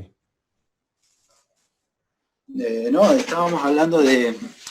Porque el primario se corresponde a un enfisema. ¿A qué enfisema se corresponde?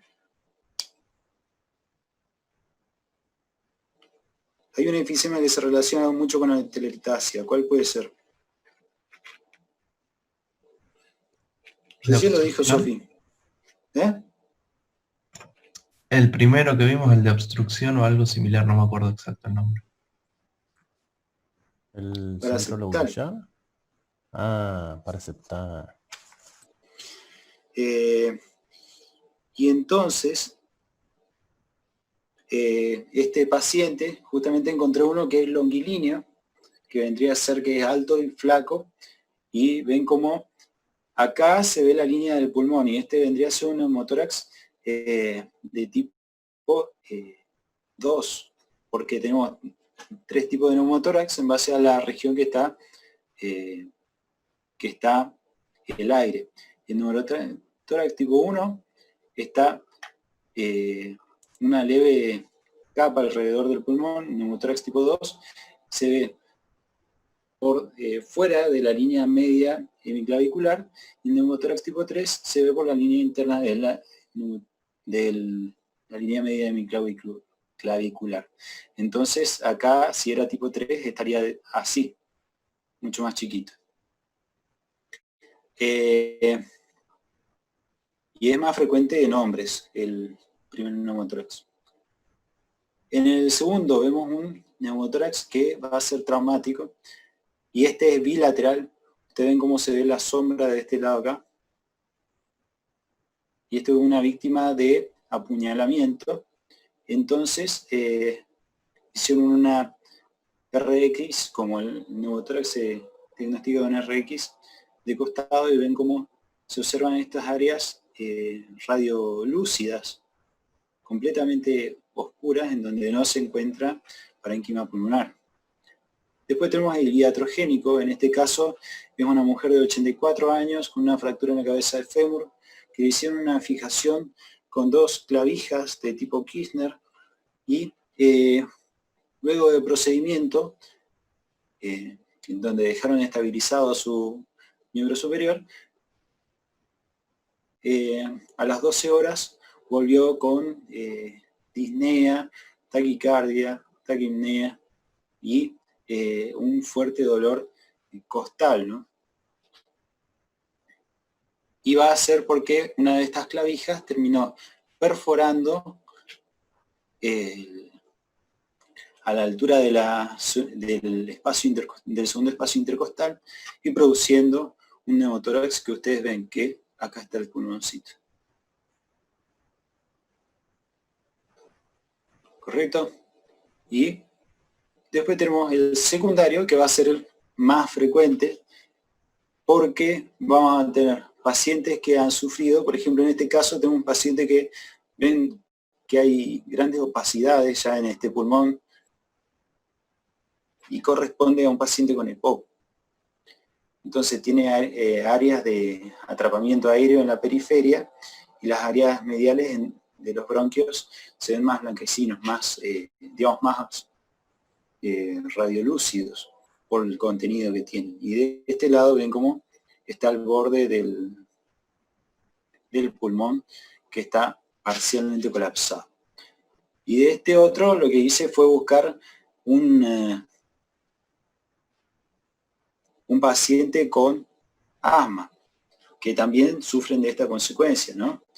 Los pulmones de los asmáticos en la radiografía se ven distendidos, con muchas áreas que son radiópacas, como aparecen acá, porque hay un atrapamiento aéreo en donde los pacientes tienen problemas para alargar el aire.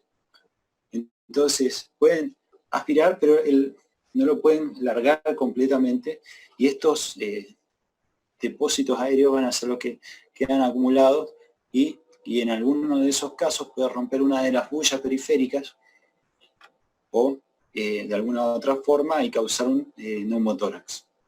También puede aparecer neumotórax en qué otra enfermedad. Ya se me termina el tiempo de vuelta. ¿Alguna otra enfermedad productora de neumotórax?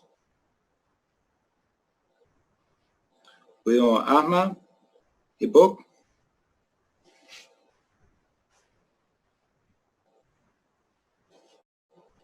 Hola.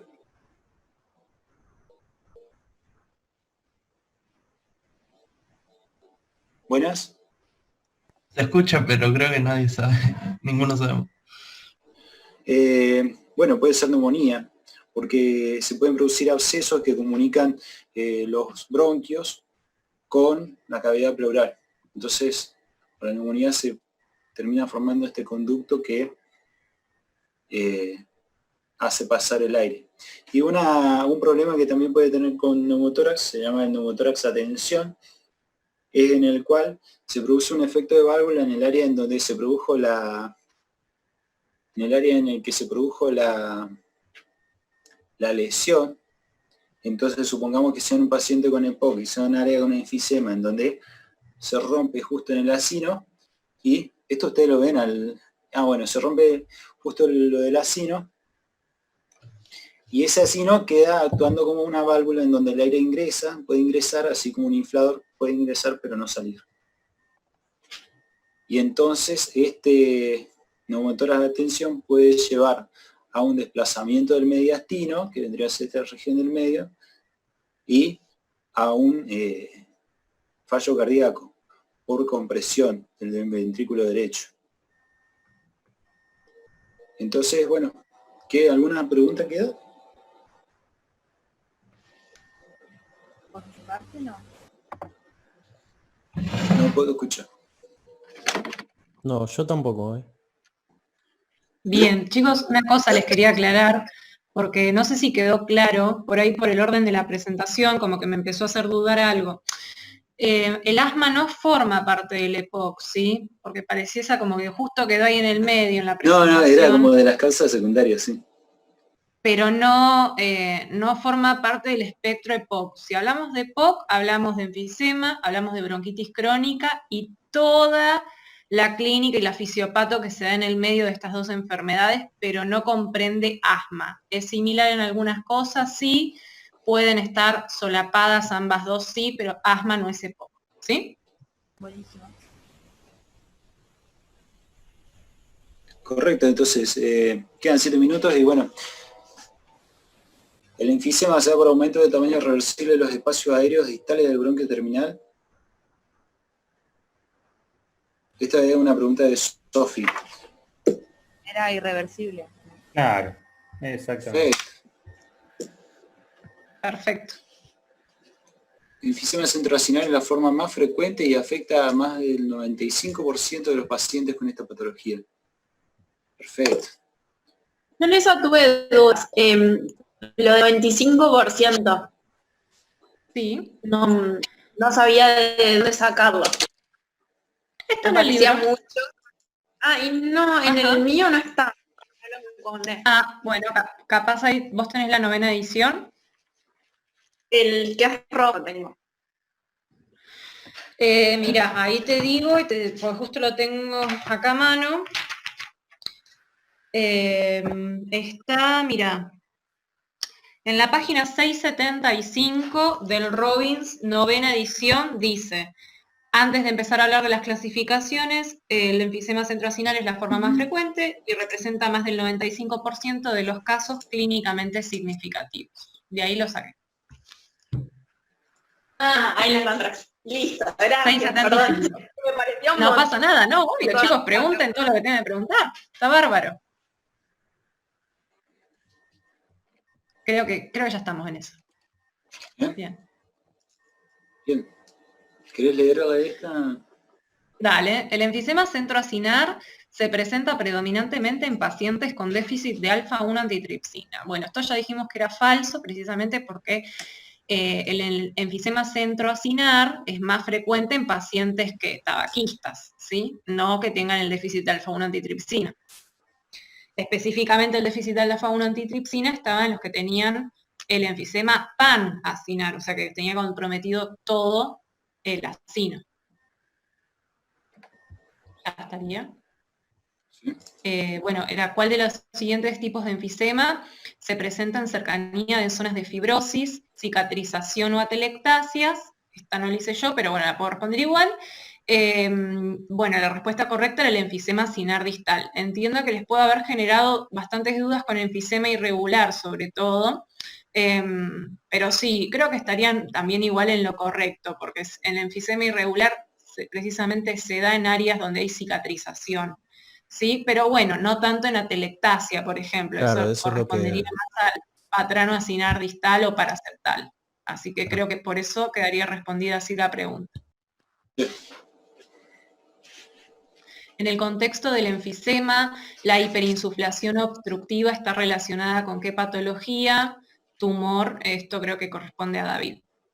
Sí, lo hice en base a la página 678, en donde dice otras formas de enfisema, me han tomado en parciales esto, así que, bueno, quería resaltar eso. Está en orden de aparición, la compensadora va a estar relacionada con desgarros alveolares, la obstructiva va a ser esta, de tumor. El enfisema bulloso dice, está relacionado con cicatriz de tuberculosis, y el intersticial va a estar relacionado con desgarros alveolares. Después, el primer síntoma de aparecer del enfisema, que lo hablamos hoy, es la disnea. Y puse los otros que también pueden aparecer, pero en otro orden. Y la expectoración era muy poco. Después, para Gastón, si quiere ver. Esa creo que la hice yo. La bronquitis crónica es tos productiva persistente durante mínimo 2 meses consecutivos en al menos 3 años consecutivos. Acá, ¿por qué está mal? ¿Qué tenía mal esto? Porque es al revés, es 3 meses y 2 años. Exacto, lo único que hice fue invertirlo, nada más. Por eso está mal. Pero si lo invierten, se queda correcta. Patogenia de bronquitis crónica. ¿Cuál es el mecanismo que no corresponde? Hiposecreción. Claro, hipo es bajo y nosotros estamos hablando de hiper, todo hiper, de proliferación, de secreción, de producción, todo es hiper. El primer síntoma de la bronquitis crónica es tos. Acá yo tuve una duda, ¿por qué no puede ser expectoración? Porque vos, ¿qué haces antes de expectorar? Claro, pero lo había entendido como que una de las características de la bronquitis crónica era la tos, pero con expectoración abundante. Claro, pero es lo que te aparece en orden de aparición. El primer síntoma es la tos. Y cuando hablamos de la definición un toque más arriba, tos productiva persistente, bueno, tos productiva vendría a ser tos con esputos. Así que, pero bueno, la tos es lo primero que aparece, vendría a ser la tos. Okay. Tanto en la fisiopatología también. Se nos termina el tiempo, dice asma atópico, el tipo más frecuente, perfecto.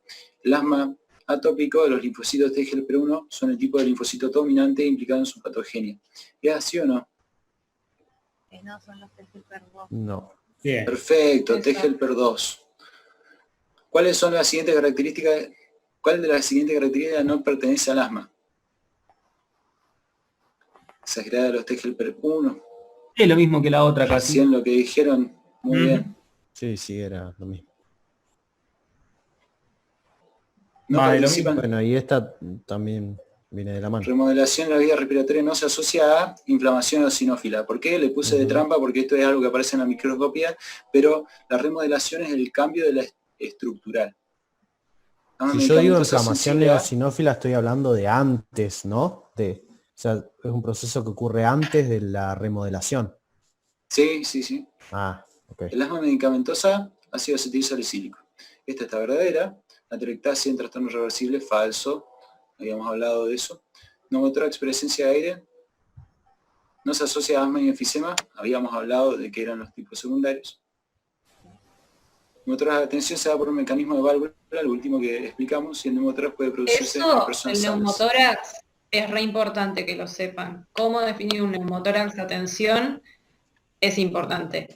Para el parcial, para el final, así que pónganlo en fluorescente.